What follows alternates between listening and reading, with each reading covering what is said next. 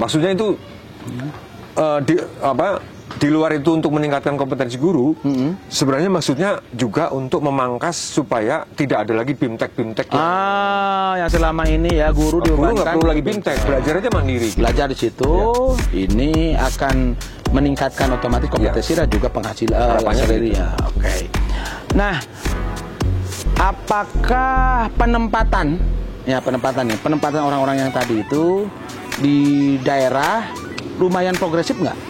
Daerah menggunakan loh ini sudah ada yang sudah mengikuti lulus 4 topik itu, terus mereka gunakan itu serap difungsikan di daerah.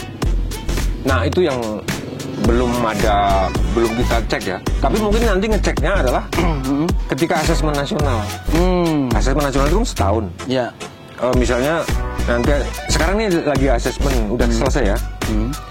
Asesmen nasional yang pengganti ujian baru bisa dicek saat itu. Apakah misalnya literasinya meningkat, atau numerasinya meningkat, atau karakternya makin bagus, lingkungan belajarnya makin nyaman, itu baru ketahuan setahun kemudian. Jadi sekarang belum bisa. Yang tadi balik lagi ke ini, saya reda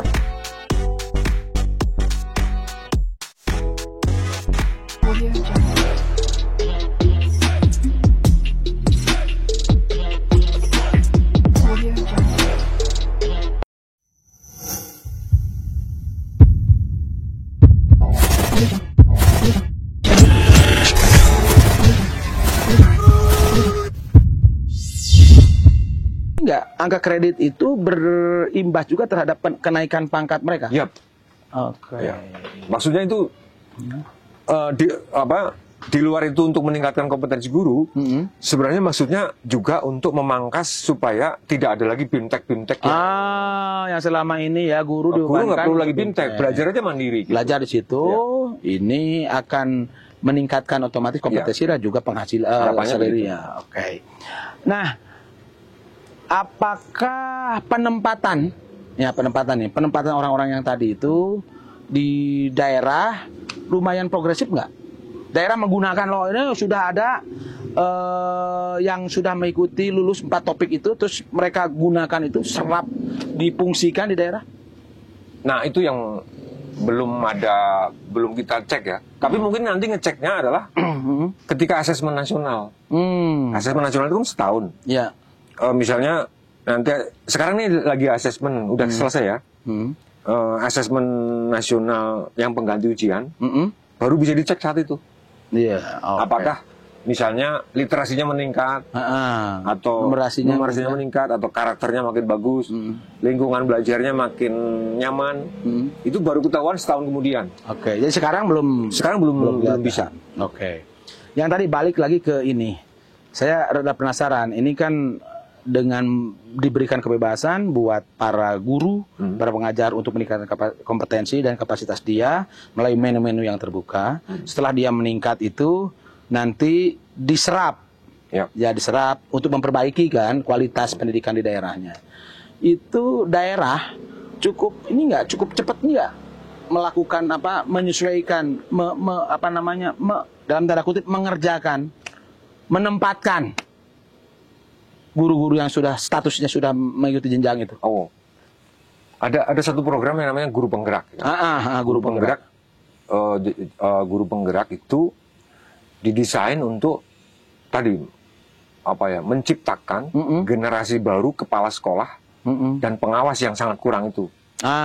Jadi di Kemendikbudristek merekrut guru-guru muda, PNS yang potensial untuk ikut dalam diklat. Disaring berarti itu ya? Disaring. Ada penyaringan? Ada seleksi, disaring untuk melakukan pendidikan dan pelatihan selama 9 bulan. Mereka disiapkan untuk menjadi generasi baru kepala sekolah. Salah satunya mengisi yang pensiun tadi. Mengisi yang pensiun dan sebagainya. Nah, kabupaten yang sampai hari ini paling progresif mengangkat guru-guru penggerak menjadi kepala sekolah, itu Kabupaten Tasikmalaya. Itu lebih dari separuh guru penggerak sudah diserap, sudah dijadikan kepala sekolah, diangkat menjadi kepala sekolah. Kalau kabupaten lain ada yang sudah, tetapi banyak. Sumedang termasuk yang telat juga di situ. Sumedang termasuk kalau saya tidak salah ingat, Sumedang termasuk yang lambat ya, untuk menempatkan.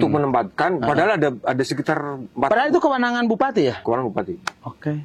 Ini barangkali penting bupati harus sadar terhadap ini, karena ini kan SDM yang sudah cukup bagus ya, karena melalui jenjang yang tadi. Bahkan ada kabupaten yang belum lulus tapi sudah diangkat. Ada, karena saking butuhnya. Saking butuhnya dan saking butuhnya dan karena mungkin pinternya gitu.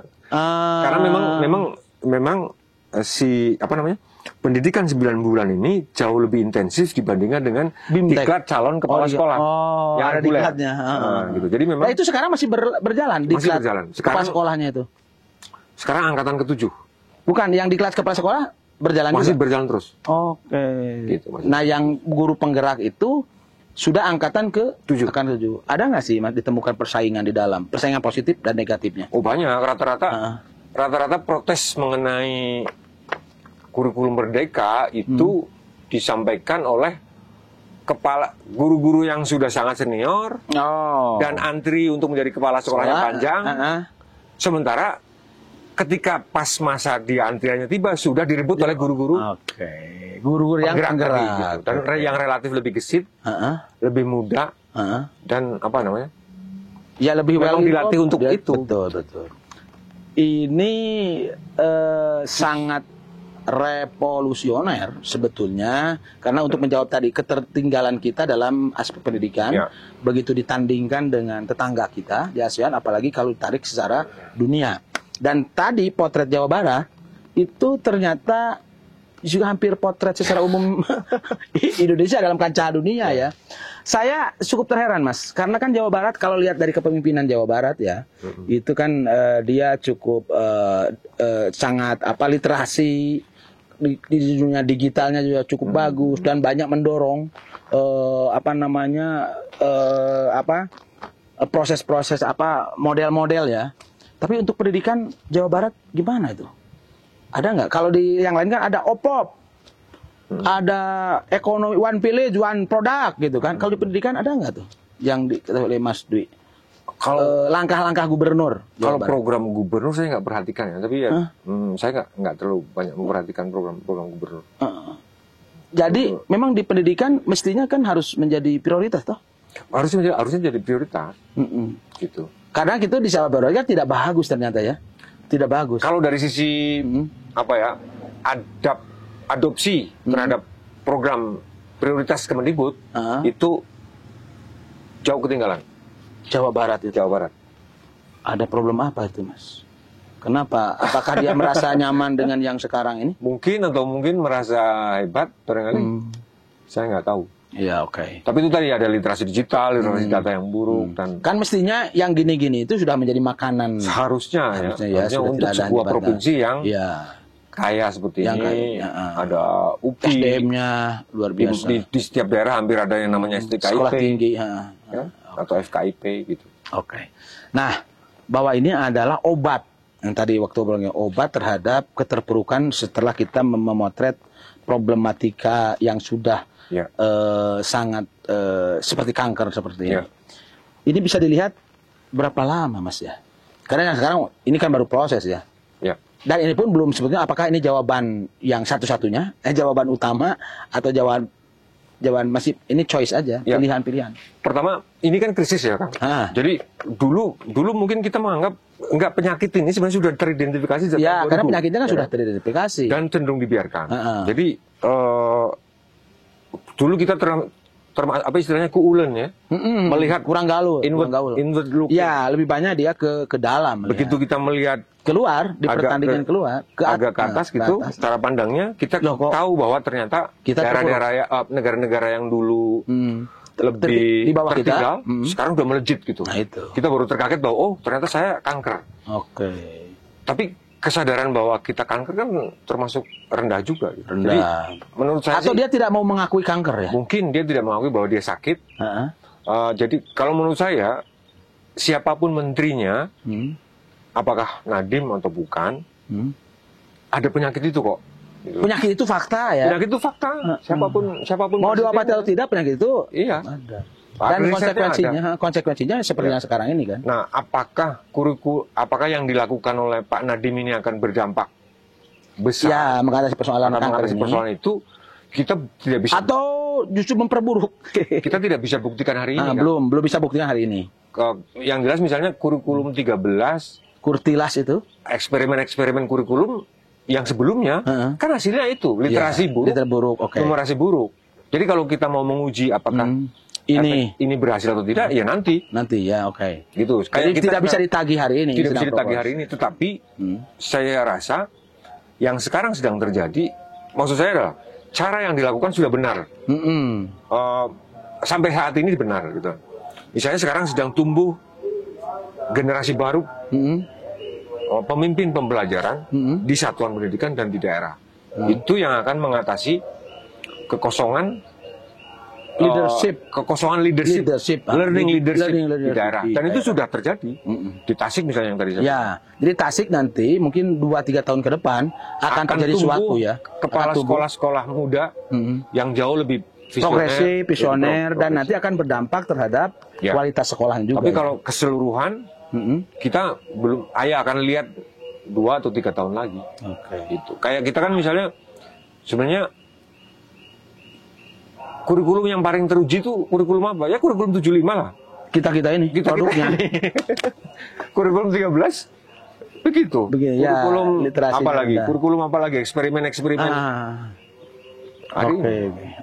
Jadi kita belum tahu apa yang akan terjadi, tetapi yang saya tahu ini jalan yang menurut saya paling masuk akal. Dan menteri ini yang berani mengambil tindakan. Menurut saya. Dan dia terbuka ya. Dia terbuka. Sehingga terbuka untuk dikritik, diberi input, macam-macam ya Nadiem ini.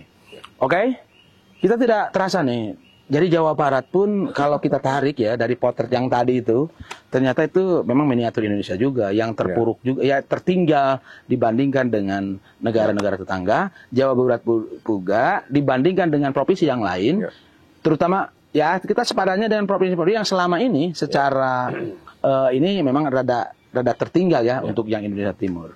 Dan mudah-mudahan saja obrolan ini membangun sebuah kesadaran baru yang lebih progresif, terutama yang tadi. Harapan kita kan para guru penggerak ini menjadi motor ya, menjadi motor, walaupun sekarang potretnya baru di Kabupaten Tasik Nah ini harus mencontoh. Itu biasanya karena kesadaran kepala daerahnya atau kepala dinas pendidikannya atau apa tuh? Sehingga biasanya dua-duanya, Kang. Bisa dua-duanya. Memang kepala dinasnya dan kabupatinya biasanya punya visi yang untuk pendidikan. Visi yang bagus lah biasanya.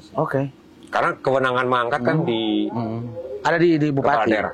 Ini saya menghimbau, saya mengajak mungkin kepala daerah yang lain, termasuk yang kepala daerah Sumedang ya. Ini harus contoh ke Tasik. Segera guru-guru yang sudah lulus menjadi guru penggerak, kalau antriannya ada, diangkat saja karena mereka akan menjadi ini ya. Mereka sudah dilatih, jauh lebih dalam, jauh lebih intensif dan jauh lebih lama daripada diklat calon kepala sekolah yang reguler.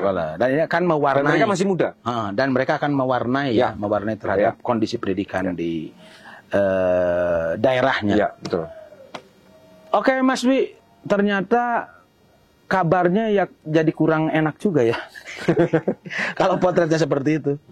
Di tengah digitalisasi di Jawa Barat dan di beberapa daerah, di tengah gubernur membangun command center, ya kan, dengan dana yang tidak sedikit kecil juga, di tengah euforia kita bagaimana membangun generasi-generasi yang melek digital, tapi ternyata di dunia pendidikan kita masih cukup tertinggal. Saya kira itu obrolan di kesempatan ini.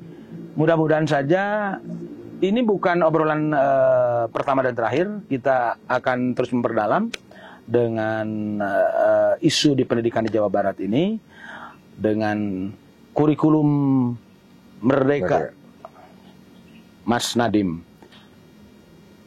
Sebagai terakhir barangkali bukan penutup, ini himbauan atau seruan atau apapun dalam konteks nanti menjawab yang ini, menjawab yang kanker yang termasuk di Jawa Barat, apa itu? Ya, menurut saya itu ya, menurut saya paling penting itu tadi perencanaan berbasis data. Perencanaan berbasis data. Menurut saya saya pikir perlu disegerakan itu kepala sekolah download rapor, pelajari, berbasis data. Kemudian bikin perencanaan karena itu mudah gitu. Dinas pendidikan juga begitu, pelajari rapornya, susun anggarannya, dan rencanakan apa yang harus dilakukan gitu. Jangan untuk menjawab problem-problem yang dihadapi. Karena selama ini kan dinas pendidikan itu masih berkutat. Dinas pendidikan rasa PUPR. Jadi beli meja, ngarehab kelas. Ya.